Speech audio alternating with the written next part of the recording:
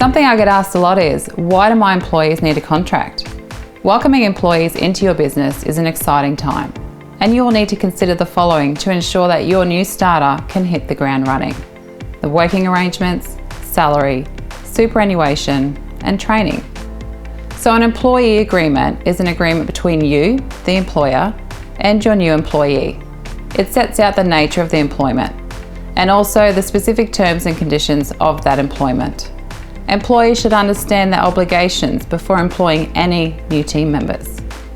Under Australian law, regardless of whether there is an employment agreement in place, a set of minimum entitlements applies to every worker. These are known as the National Employment Standards, or NES. Employers can't enter into an employment agreement with an employee that offers anything below the NES. It's also important to know whether an industry award outlines the minimum pay for your employees, as well as some of their conditions of their employment.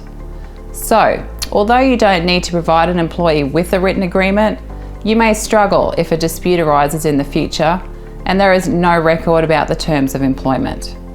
Employment contracts are a vital part of running any business. They enable you, as the employer, to clearly outline your expectations to the employee, and the employee can then focus on productivity.